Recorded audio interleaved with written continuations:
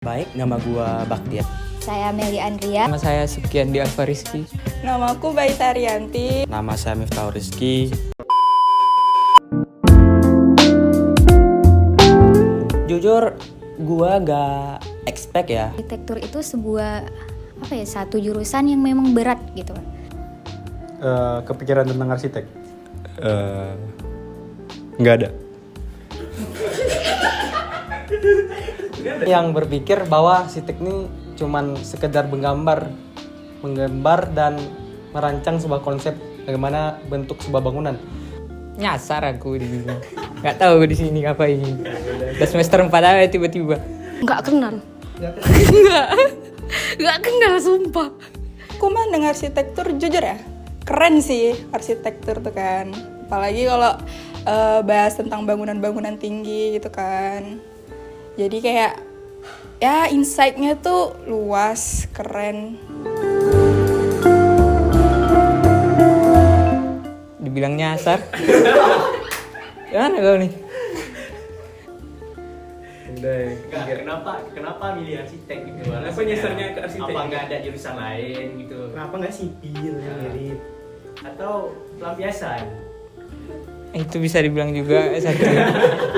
Karena rata-rata peluang arsitek itu banyak, apalagi kita di teknik. Nah, di teknik ini peluang kita bisa di mana-mana aja, apalagi kan arsitek ini kita mengenal lebih luas, nggak belajar tentang pembangunan doang. Karena jujur aku terpengaruh sama perkataan guru matematika aku waktu itu. Kayak tiba-tiba aja dia bilang gitu, kamu tuh cocok jadi arsitek. Hah? Lalu sebelum tuh nggak pernah kepikiran tentang arsitektur gitu. Nggak tahu. Aku kuliah aja karena pengen ngabisin duit bapakku. Oke, jadi ceritanya waktu itu kan gimana kita abis tamat SMA gitu kan. Yang pasti bingung milih jurusan kan. Jadi waktu itu ketika saking bingungnya milih jurusan pas UTBK, jadi sistemnya cap-cip-cip gitu. Tahu-taunya lulus arsitektur. Gua milih arsitek memang karena jujur ya, bukan maksud menyombongkan diri, karena gua memang jago gambar. Kalau ekspektasi pertama sih kaget. Ini rupanya arsitek. Ekspektasi masuk arsitek. Nggak tahu. Kayaknya kita tidak boleh berekspektasi terlalu tinggi. Aku dingin. Ekspektasi awal ketika masuk arsitektur ya, yang pasti gimana awamnya orang dari arsitektur kan, pasti pikirannya ya cuma gambar-gambar doang, bisa santai-santai, tidur-tidur, bergaya-gaya seperti mahasiswa biasanya. Ternyata nggak beda jauh sama akhirat.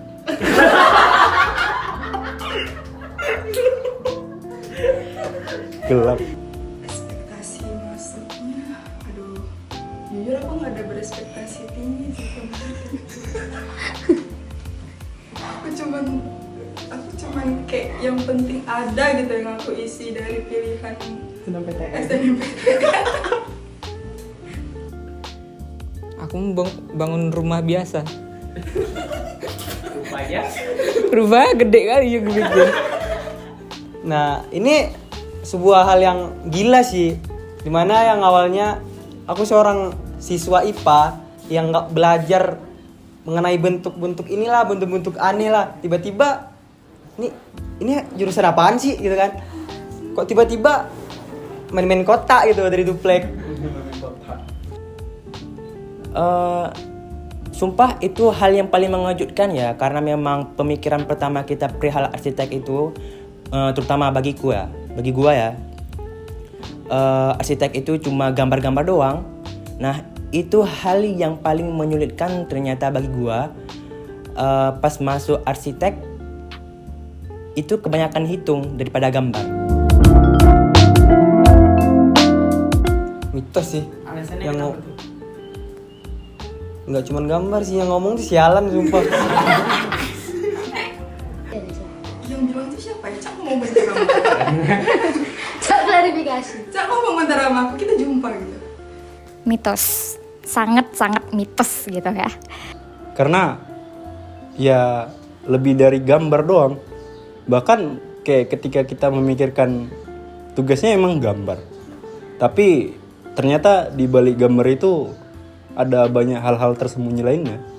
Mitos. Alasannya apa? Coba lah masuk.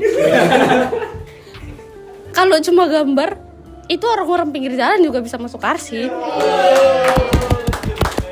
Karena nanti perihal gambar itu, kalian pas menggambar tidak cuma sekadar menggoreskan pena, tetapi harus dengan presisi, dengan skala, dengan perhitungan. Nah, itu mungkin yang menjadi tantangan bagi kita yang mungkin baru pertama kali masuk arsitek. Stereotip kita, pemikiran tentang arsitek itu cuma gambar-gambar harus dihilangkan. Menurut lu tuh anak arsi itu katanya ya cuma ngerti konsep sama desainnya aneh-aneh di luar nalar, terus yang mikir konstruksi itu anak sebelah. Bener. Bener.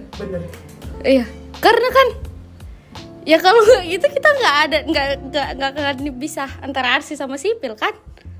Baru kan kita juga nggak dituntut harus tahu struktur sampai strukturnya.